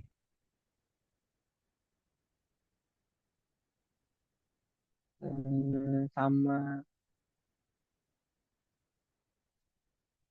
manajemen investasi, iya, bener bener bener. Itu bener ya, eh Mbak Quinten ya. Jadi ada 4 itu, sama nggak? Atau beda di teman-teman sekarang yang manajemen A-nya? Sama persis nggak? Komunikasi bisnis, manajemen investasi, perencanaan keuangan pribadi, sama RSK. Kalau sama persis, ya nanti yang agak berat di manajemen investasi itu. Berarti, ya sama persis. Yang agak berat di manajemen investasi. Karena manajemen investasi kan mankyu banget ya, mankyu banget. Itu core mankyu juga. Itu aku dosennya Bu Zul sama Pak Eko. Sesi pertama Bu Zul, sesi yang keduanya yang setelah UTS Pak Eko. Jadi ya itu yang mungkin heavy, UTS-nya, UTS UAS-nya juga heavy gitu ya. Jadi teman-teman harus siap menghadapi skripsi dan manajemen investasi. Sisanya RSK ala-ala skripsi tapi kualitatif gitu ya. Dia dia ya riset studi kasus tuh kayak kayak dia mau bikin skripsi juga tapi metodenya metode kualitatif. Jadi biasanya kita bikin kelompok untuk bikin semacam skripsi juga lah. Tapi dulu karena dosennya agak nyantai ya udah kita nggak perlu effort terlalu banyak di situ. Tapi lumayan effort juga waktu itu aku sama temenku sampai wawancara ke Bogor tuh. Eh, Gara-gara penelitiannya kan kualitatif ya. Jadi ya ngolah pakai kualitatif, di wawancara, FGD dan sebagainya. Ya emang ya gitulah. Dia perjuangan semester 5 ini harus harus harus tough tough dalam artian teman-teman jaga kesehatan karena ya masih lumayan. Itu walaupun aku agak bete sih waktu itu waktu RSK itu karena RSK tuh cuma 2 SKS ya. 2 SKS doang, benar-benar 2 SKS doang. Tapi dia effortnya harus kita bikin penelitian sampai selesai kayak semacam skripsi, skripsi ala-ala kualitatif yang agak ribet ya maksudnya ribet, eh, harus wawancara dan sebagainya. Tapi sama aku sekelompok aku tuh waktu itu kita effort juga ya sampai bener-bener wawancara beneran dan sampai ke Bogor gitu wawancara di Bogor. Jadi ya ya tapi kita jalanin ya tadi ya kita, kalau bisa saling support. Jadi karena kita bareng-bareng ya udahlah kita saling support, saling backup sambil skripsi. Ya udah pas ke Bogor ya kita sambil ngerjain skripsi gitu masing-masing. Tapi ya itu effort tapi cukup bikin ngerjain kita tuh si RSK. Tapi kalau yang core banget ya manajemen investasi. Manajemen investasi benar-benar, eh dulu tapi menarik juga tuh. Waktu itu aku dikasih tugas sama Bu Zul itu sekelompok kita kayak dikasih modal 2M, 1M kita suruh investasi pasif, 1M suruh investasi aktif. Ntar diukur pakai nilai saham real pas, di akhir periode, di akhir periode yang dia tetapkan gitu ya. Ntar mana yang untungnya paling gede, ntar nilainya paling gede gitu. Jadi ya ya banyak belajar juga sih di situ. Karena, UTS UASnya agak lumayan susah. Apalagi pas yang udah sesi 2 ya pas sama Pak Eko tuh susah karena kita belajarnya bonds, obligasi. Jadi kita menilai obligasi terus jual beli obligasi dan sebagainya. Kalau saham masih oke lah, masih nggak begitu susah teknikal sama sama fundamental kita, eh, banyak sering ditemui tapi pas yang evaluasi obligasi itu yang kadang agak susah tuh. Udah tricky, udah bukan pas kayak manajemen keuangan dulu atau di semester 1 kita ngevaluasi obligasi pakai sekedar interpolasi biasa misalnya cari rate yieldnya berapa. Tapi ini udah another level ya kayak istilahnya pas aku ketemu Maninvest tuh kayak wah ini susah nih pas bagian, bond nanti di sesi kedua. Makanya itu juga tricky tuh kita manajemen investasi di paruh kedua itu kan belajar bond. Bond itu susah. ini aku spill aja dari awal ya biar teman-teman dari persiapan. Nah itu pas lagi genting-gentingnya skripsi karena kita semakin mepet sama submission kan. Karena di paruh kedua kan udah mau UAS, udah mau skripsi juga udah mau akhir-akhir, udah pasti udah bab empatan tuh kalau udah di timeline masing-masing tapi beda-beda ya tiap mahasiswa. Makanya wah itu ketemu manajemen investasi yang susah itu ya kita harus saling tentir tuh apa belajar bareng pas mau UAS dan sebagainya. Ada untuk saling support maksudnya ada materi susah. Eh, Kayak teman-teman waktu itu sebelum UAS kan ada pra UAS tuh sama Pak Eko. Pas pra UAS itu kita kayak ngerjainnya persis sama UAS. UASnya ya gitu akhirnya sama persis kayak yang kita kerjain pas pra UAS. Tapi pas pra UAS tuh kita udah pakai Excel, udah pakai apa, ngerjainnya pakai bawa laptop masing-masing. Itu tetap aja di waktu 2,5 jam yang dia kasih itu nggak kelar. Pas manajemen investasi ngevaluasi bond tuh nggak kelar karena kita udah ngerjain bareng-bareng tuh bareng-bareng di kelas kita padahal kan kuisnya sendiri-sendiri ya itu kayak kuis gitu kuisnya sendiri-sendiri ya Zoom masing-masing harusnya ngerjain sendiri-sendiri lah istilahnya. Tapi kita udah ngerjain bareng-bareng di kelas nih udah nge-zoomnya bareng di kelas itu tetap aja kayak istilahnya nggak kelar nggak kelar ngerjainnya karena emang emang susah gitu jadi kayak itu salah satu matkul yang wajib diwaspadai tapi if 3 SKS jadi menurutku makanya aku sebel sama RSK tuh RSK udah 2 SKS doang tapi effortnya lumayan kalau invest memang susah jadi 3 SKS sangat worth it gitu ya sangat ya kalau dapat ya alhamdulillah banget 3 SKS itu dijalani dengan penuh berdarah-darah. Nah, itu 2 matkul itu. Satu lagi kan matkulnya PKP. Ya, PKP ya ini aku bukan ngeremehin ya, tapi karena dosennya waktu itu Pak Aryo juga pertama kali ngajarin PKP ya. Ya, jadi di semesterku tuh PKP semester atas apa angkatan atas aku nggak ada yang dapat PKP. Jadi PKP tuh matkul baru banget di angkatan aku. Dan dia malah eh, PKP itu kan perencanaan keuangan pribadi ya. Jadi kayak dia sebagai influencer yang ngajarin apa namanya financial ke ininya lah ke kelasnya lah gitu ngajarin perencanaan keuangan pribadi ya nanti milih asuransi gimana terus milih apalagi ya misalnya cara kita nabung untuk masa tua dan sebagainya itu PKP 3 SKS tapi namanya Pak Aryo ya kalau kita ngerjain secara proper ya yang penting ngikutin insya Allah sih auto A paling kecil-kecil mungkin A minus lah sama dia. Terus satu lagi tadi apa ya? Ini sebutin ya. Satu lagi komunikasi bisnis. Nah ini komunikasi bisnis juga karena MP banget aku ya jadi pada waktu itu lebih banyak ya kelasnya gabungan sama anak-anak MP. Ya ini makanannya anak-anak MP gitu. Lebih banyak presentasi terus eh, komunikasi terus bikin surat dinas dan sebagainya kayak gitu-gitu. Ya itu 3 SKS tapi dosennya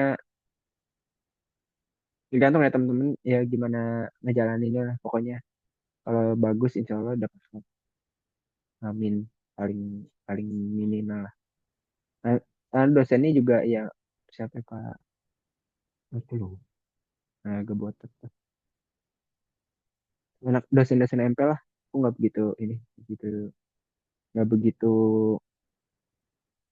eh, sebenarnya aku dalam pribadi ya biasa aja gitu jadi kayak udah itu dosen yang harus diwaspadai dan perlu persiapan lebih banyak semester 5 itu tadi manajemen investasi karena Buzul pertama Buzul sama kalau Buzul kan ngejelasin nih kayak kayak ini ya pas lagi present pertama kali bukan pertama kali maksudnya pas lagi present di kelas tuh kita nggak akan banyak tugas yang gimana gimana yang nuntut kan tapi karena beliau lebih banyak sering bahas konspirasi gitu-gitu kan udah tuh pasti banyak tuh konspirasi global lah dibahas kayak apa namanya waktu itu lagi zaman-zaman abis pemilu kan abis pemilu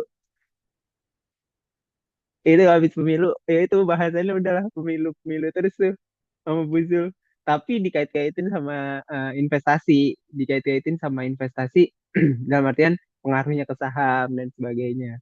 Tapi lebih banyak bobotnya kalau belajar sama Bu Zul pasti konspirasi. Kita dengerin aja dah, pokoknya seru-seruan lah bahas Sambo kayak gitu gitu kan. Nah cuma nanti Pak Eko-nya nih, pas Pak Eko-nya kayak harus presentasi kan kayak biasa sama beliau presentasinya pasti dihajar kan, dibantai lah. Jadi itu mental-mentalnya harus dijaga tuh, apalagi lagi ngerjain skripsi. Ketemu Pak Eko Rizkianto kayak, wah udahlah dibantai nanti. Pas presentasinya baru mulai presentasi kan, kita ngejelasin apa nggak sesuai sama dia langsung dibantai. Nah, itu paling mental sih, persiapan mental aja. Ya udah jalanin aja. Emang Pak Eko kayak gitu. Tapi nanti at the end dia ngasihnya sekarang udah sangat baik sih, dia yang ngasih nilainya bagus. Walaupun kita dibantai ya, jadi dia kayak udah udah ngajarin kita, ngebantai kita pas eh, presentasi, tapi at the end dia ngasih nilai yang cukup bikin kita tersenyum kayak gitu. Itu jadi makanya harus diwaspadai di semester 5 ketemu ketemu dosen-dosen yang agak perlu jadi perhatian ya itu. Kira-kira. Nah, sidang pertama, ini sidang pertama, sidang ya, pengalaman sidang. Waduh, sidang itu aku jadi agak ngeri-ngeri juga sih ya. Karena waktu itu aku dosbingku kan tadi Prof. Irwan Adeka Putra Kepala Departemen. Itu di Depok. Terus pas lagi temuan terakhir bimbinganku sama beliau itu, beliau bilang, nanti kita sidangnya di Depok ya. Jadi dalam artian, oh udah aku harus siap sidang di Depok gitu. Sebenarnya aku orang Depok, jadi ya udahlah aku cuti, jadi kan dari rumah dekat. Ya aku ngerice gampang lah kalau ke Depok.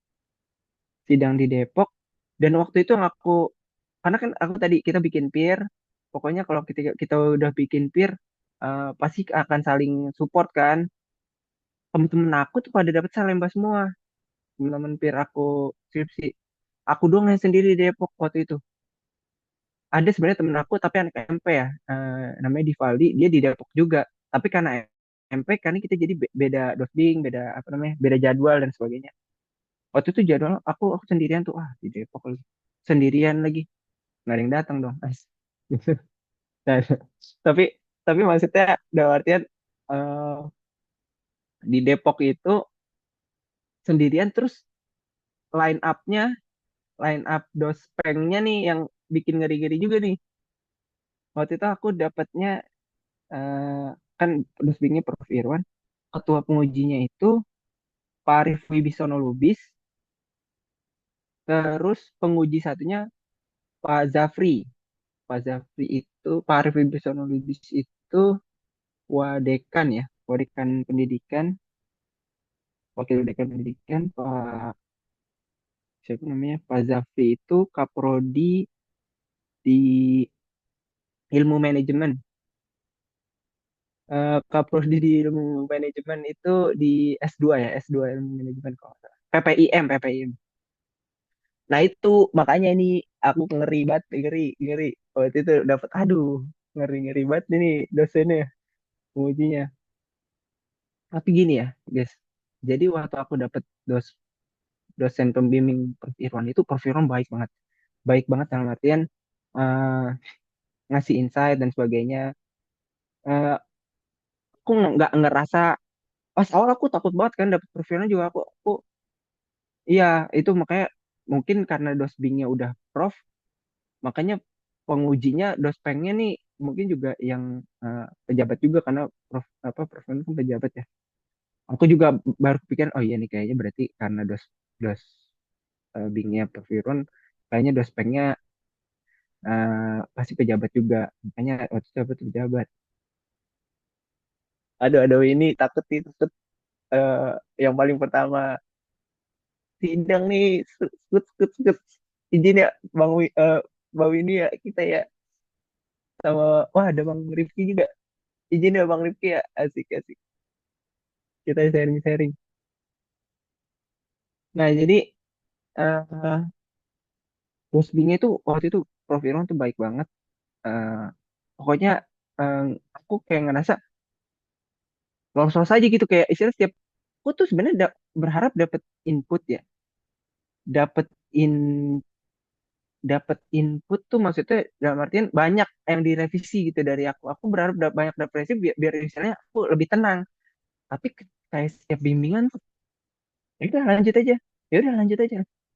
Ini lanjut lanjut aja sebenarnya aman apa enggak gitu. Jadi aku tuh kepikiran eh, takutnya aku maju-maju aja ntar pas sidang dibantai ini kan. Tapi emang sih pada akhirnya pas sidang banyak kena bantai juga sama sama Pak Zafri ya. Pak Zafri tuh detail banget orang. Yang mungkin dapat Pak Zafri ya nanti akan dapat dosbing Pak Zafri akan banyak dosbing. Itu aku diceritain juga sama Bang Sam. Bang Sam itu dosbingnya, Bang Sam itu ketua BEM tahun angkatan aku ya. Itu dosbingnya itu Pak Zafri. Jadi diceritain Bang Sam tuh Pak Zafri tuh detail banget. Jadi dari awal tuh udah di godok abis pas lagi bimbingan. Tapi aku ngerasa, aduh Prof Irwan kok lolos-lolos aja nih. Masa kayak udah lanjut. Ini paling ngasih input A B C, tapi ya udah kamu lanjut aja cepet langsung sidang kayak ini aman apa enggak ya. Aku sendiri masih agak nggak yakin, maksudnya kayak ini udah disuruh-suruh suruh apa namanya sidang aja nih. Misalnya bukan disuruh sidang ya, pokoknya ya udah kamu kapan daftarnya kayak gitu-gitu. Jadi ya memang perasaan waktu itu campur aduk karena ngerasa kok aku agak masih perlu perlu kepastian gitu ya dari dosping. Kepastian tuh dalam artian oh udah oke, ini udah oke, tapi aku ngerasa kayak eh, kayak aku masih ada yang belum eh, maksimal gitu. Itu sih cuma pada akhirnya pas sidang ya aku kena bantai juga, jadi kayak udah terus sampai di akhir kan dibilang kan sama ketua penguji ya, Pak Arif bisa nulis ini kamu belum lulus ya, dalam belum lulus jadi diselesain dulu skripsinya tapi nggak perlu sidang ulang. Itu pernyataan itu yang bikin aku bingung banget, ini aku lulus apa enggak ya sidangnya. Jadi aku tuh pas keluar sidang tuh masih bertanya-tanya, masih yang nggak yang langsung kayak orang happy gitu kan, kamu nggak perlu sidang ulang tapi kamu belum lulus ya gitu. Ini apa ya? Ini gue lulus apa kagak gitu. Jadi pas dibilang gitu terus tanya teman-teman ini kayak gini lulus ya sih ya udah berarti lulus nih berarti. Cuma ya memang nanti revisinya harus sesuai. Nah jadi pas sidang tuh udah aku kena bantai di pengolahan data sama Pak Zafri. Eh, ada beberapa variabel aku yang pas aku uji tuh ternyata cara aku memodelkan variabel itu kurang pas. Makanya jadi sebaran datanya tuh agak tinggi. Nah itu yang di dicecar waktu itu. Terus eh, logiknya juga logik penelitiannya logiknya tuh kayak istilahnya eh, apakah ini logik atau enggak itu juga di challenge waktu itu sama Pak Zafri. Makanya eh, tapi pada akhirnya pas sidang itu aku bikin semacam list. Itu emang diminta sih, nanti kamu bikin list Excel. Masih bener Bang Rifki bener sih, dibimbing dosen killer tapi pas sidang lebih matang bener man. Itu salah satu trade off-nya ya, digodok abis di apa di pas bimbingan tapi pas sidang nanti lebih matang. Itu oke banget, bener banget ya. Jadi aku tadi yang lanjutin ya, bikin semacam Excel disuruh eh, apa-apa aja poin revisi. Dan nanti pas lagi eh, pas selanjutnya itu pas kita ngajuin revisian ke Dosbing ke Dospeng itu kita sambil maparin ulang tuh di poin-poin yang diminta revisi gitu. Jadi cerita sidang. Nah ini ada cerita lagi lanjutin ya. Aku kan pas sidang itu baru ternyata satu line up gitu. Jadi sidang itu biasanya kita ada line up-nya kan. Misalnya contoh tadi aku dapatnya Prof Irwan sebagai pembimbing, Pak AWL, Pak Arif Wibisono sebagai ketua penguji, Pak Zafri sebagai penguji satunya lagi. Nah, di line up ini ternyata yang pas sidang bareng aku ada juga angkatan atas aku, senior aku, di manajemen B angkatan atas. Iya kayaknya manajemen B angkatan atas. Itu namanya Mbak Mega. Nah, Mbak Mega itu dibimbingnya sama Pak Zafri, tapi satu line up sama aku. Jadi setelah aku tuh Mbak Mega. Aku pagi, Mbak Mega agak siang ya. Setelah aku 2 jam setelahnya. Mbak Mega itu ketua pengujinya Prof Irwan. Ketua pengujinya nih, ketua penguji Prof Irwan. Aku kan nggak tahu karena aku waktu itu udah pulang. Jadi aku ketemu lagi pas revisian. Pas revisian kita mau minta tanda tangan Pak Arif Wibisono Lubis, kita ketemu di tempat yang sama. Jadi Pak Arif Wibisono Lubis tuh waktu itu bilang, saya mau ada pertemuan di Salemba jam segini, nanti minta tanda tangannya di sini ya. Waktu itu pas udah revisi tuh. Jadi aku udah dapat tanda tangan dari Prof Irwan sebagai pembimbing. Terus aku minta tanda tangan Pak Zafri sebagai penguji, anggota penguji, udah dapat. Di hari sebelumnya tuh aku sampai sore tuh mintain datang ke Pak Zafri waktu ke Depok ke ruangan beliau mau present lagi gitu. Sampai harilah aku di Pak AWL, yang ketua penguji. Aku minta tanda tangan di acara forum dia lah. Dia, bukan forum dia sih, dia yang menghadiri sebagai undangan. eh, Pokoknya beliau menghadiri sebagai undangan di acara eh, apa ya waktu itu, lembaga manajemen UI deh di Salemba kan ya. Ada lembaga manajemen UI di sana. Nah waktu itu minta tanda tangan ketemu lah Mbak Mega. Cerita dia Mbak Mega tuh. Iya aku dibantai sama Prof Irwan. Dalam hati lah Prof Irwan berarti tipikalnya gitu ya. Dia sama anak yang dibimbing tuh eh nggak nggak nggak killer. Tapi emang aku pernah dapet cerita sebelum aku dapet dosing Prof Irwan itu. Aku kan pas waktu itu lagi jogging kan pagi-pagi, pengumuman dosbing. Set, waduh Prof Irwan, ini Prof mana nih kan dicari-cari itunya. Oh kalau departemen. Waktu aku pertama kali tahu aku dapet dosbing beliau. Aku nanya lah ke siapa-siapa, ke teman-teman aku, senior aku yang di MM gitu ya, ini S2. Iya katanya dosennya, beliau tuh dosen MM lebih sering. Tapi katanya dulu killer abis pas pas lagi jadi penguji. Killer abis pas jadi penguji Prof Irwan itu. Nah pas ceritanya itu aku kan takut kan sebagai dosen apa sebagai mahasiswa bimbingan kayak aduh lagi mana ya ini cerita-ceritanya pokoknya semua eh, sangat di sangat concern terkait dengan metodologi penelitian di bab tiganya tuh Prof Irwan katanya. Kayak aku kaget realisasinya pas aku bimbingan. Lah ini lolos-lolos aja bab 3 aku kok nggak bantai habis-habisan pas lagi bimbingan. Nah tapi pas cerita Mbak Mega bener ternyata pas lagi bimbingan Mbak Mega kena bantai sama Prof Irwan. Sampai katanya Mbak Mega tuh chat-chatan sama Prof Irwan tapi via email. Sampai Prof Irwan nih nyebut kalau kamu nggak berkenan eh, apa namanya, ini aja ya, cerita cerita pengalaman aja ya bukan masih gimana. Kalau statement aku agak lupa pokoknya, kalau memang kamu nggak mau merevisi ya udah nggak usah, apa namanya, saya nggak apa-apa diganti sebagai pengujinya gitu kan. Tuh Mbak Mega juga pas lagi cerita waduh ini gimana nih, tapi akhirnya alhamdulillah dapat gitu ya karena tangannya Mbak Mega tuh lulus bareng aku juga waktu itu. Tapi jadi cerita dosbing tuh, "Wah, ini aku sebagai dosbing kok beliau lancar-lancar aja gitu, tapi pas sebagai dosen ternyata gitu, mungkin ada tipikal dosen yang seperti itu ketika sama anak bimbingannya lebih lenian gitu ya, lebih santai, tapi ketika sama dia sebagai penguji, beliau sebagai penguji itu baru eh, area pembantaian di sidang. Itu gitu sih ceritanya, eh, sharing-sharing pengalaman di sidang aku kayak gitu.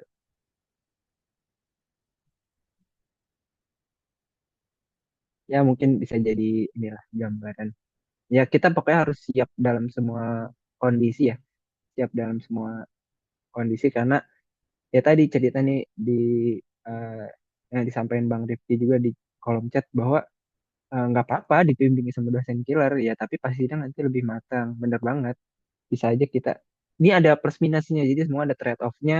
Ketika kita dibimbing sama dosen yang nyantai banget, selau gitu, terus ya udah lanjut lanjut aja. Nah itu yang kadang kita juga harus dalam tanda kutip eh, area warning juga, jangan sampai kita nggak siap nanti pas sidang, ternyata sama dospeng lain kita kena bantai habis-habisan gitu. Jadi dan biasanya ada juga dosbing yang lanjut lanjut aja tapi nanti pas dibantai sama dospeng, dosbingnya nggak ngebelain gitu. Ya mungkin ada aja gitu. Jadi kita harus siap sih, dan ya harus menyikapi setiap apa namanya, hasil kita dapat dospeng siapa tuh dengan baik dan dengan kesiapan gitu guys. Ini masih sampai jam berapa ya?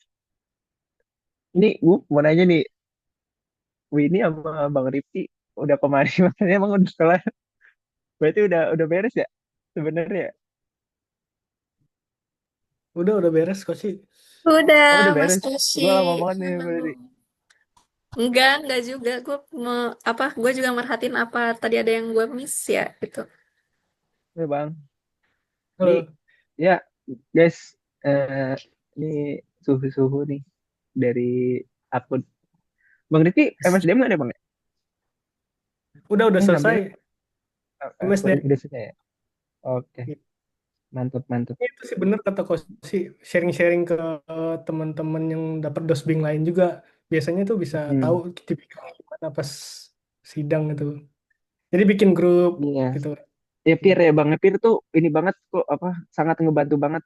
Tadi bukan bukan dalam artian kita nanti jadi minder ya, ini yang aku tekanin di awal, minder temennya udah maju jauh. Enggak, ini kita kalau peernya saling support tuh justru kita, dia udah jauh dosbing siapa, kita bisa banyak belajar gitu dari dia apa yang kurang di kita ya gitu. Mungkin kita nambahin metode penelitian kita tadi ada kendala stuck, ya kita tanya sama teman-teman kita itu yang mungkin lebih udah lebih advance, lebih maju. Jadi sangat positif, membuat peer itu nggak rugi lah. Kalau kita ngerjain sendiri malah nggak punya teman, itu kadang kita kalau nerima suatu kendala yang bikin stuck itu udah kita nggak bisa ngapa-ngapain tuh sendirian kalau kita nggak ada teman sharing. Iya, bener banget. Soalnya kadang dosen itu punya metode sendiri, punya pemikiran Hmm. sendiri kan. Jadi kita perlu tanya. Kalau aku dulu malah eh, Pak Ariana ya. Kalau Pak Ariana itu dia punya eh, apa ya, kayak di bagian simpulan itu harus masukin ini, harus masukin ini. Ya aku tahu dari Dinda gitu kan. Kalau kita nggak nanya ke teman yang lain, justru nanti di sidang Mm-mm. lost aja nggak bisa jawab gitu. Jadi penting. Iya benar bang. Jadi sama aku juga nanya-nanya tuh pada akhirnya ke Bang Sam, Pak Zafri, oh benar ternyata ternyata Pak Zafri pas aku di sidang detail banget. Terus aku lebih sama Pak Arif Wibisono, sebenarnya aku nggak lebih, ya, tetap ada revisian gitu ya. Beliau concernnya cukup banyak tapi sama Pak Zafri waktu itu banyak banget. Dan aku tahu di awal tuh pas sebelum sidang ya nanya-nanya Bang Sam gitu. Karena aku nggak nemu siapa yang didosbingin Pak Arif Wibisono di sidang, aku nggak tahu beliau kayak gimana ya. Itu sih, jadi biasanya lain tapi itu terus. Ini aku ngerasa pas angkatan aku kayak misalnya Pak Aryo sama Pak Eka Pria sama Pak eh, apa namanya, Adi Waskito. Terus sekarang pas yang kemarin nih teman-teman yang Juni ini sidang itu lagi line up-nya.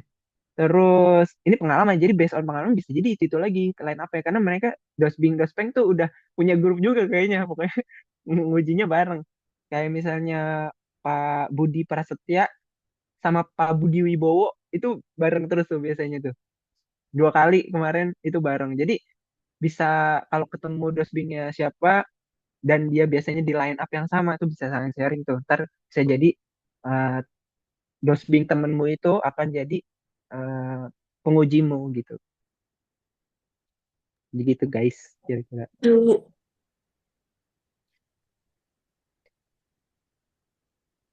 Oke, ini ada yang mau ini lagi, mau didiskusikan lagi. Kalau enggak mungkin kita udah cukup kali ya. Udah lama. Tapi kalau misalnya ada apa namanya, hal-hal yang mau ditanyakan lagi, feel free ya guys ya. Maksudnya nggak apa-apa. Aku tuh tipikal orang yang senang juga untuk sharing terkait dengan pengalaman-pengalaman. Terus kalau ada hal-hal yang bisa aku bantu nanti insya Allah aku akan eh saya nggak akan aku cuekin gitu maksudnya aku apa yang bisa aku kasih bantu gitu guys kira-kira semangat terus ya. Ini kalau nggak ada mungkin kita balik gimana. Ke main room Ke sini atau ya di sini aja. kita Oh, di pada di ngumpul di sini sini. soalnya. Teman-teman udah nggak berasa ya Oke. udah sampai di penghujung acara One Skripsi. Semoga insight yang kita dapatkan hari ini tuh jadi bekal berharga buat teman-teman angkatan 2023 dan juga teman-teman 2024. Sebelum saya akhiri, mau mengucapkan terima kasih banyak untuk narasumber yang sudah meluangkan waktunya, Kak Muhammad Arif Khoshi, Kak Rifki Arlin Pasadana, dan tadi Kak Miko yang udah izin live duluan, Kak Wining Tias, semuanya terima kasih juga untuk teman-teman yang sudah mengikuti acara dari awal sampai akhir. Sebelum kita akhiri, kita izin foto bareng dulu ya. Kalau yang bisa on cam, silakan on cam. Kita foto, izin foto dulu. Bentar. Ada yang bisa bantu nggak guys? Kak Cai boleh minta tolong nggak Kak? Dan foto ya guys. Satu, dua, tiga. Slide selanjutnya. Satu, dua, tiga. Terima kasih. eh Akhir kata, Quick Vino izin pamit undur diri. Mohon maaf tadi kalau ada yang kurang berkenan dari acara ini. Sampai jumpa di acara selanjutnya. Wassalamualaikum warahmatullahi wabarakatuh. Waalaikumsalam. Good luck all. Terima kasih Kasih teman-teman semua. semuanya. Semoga dilancarkan.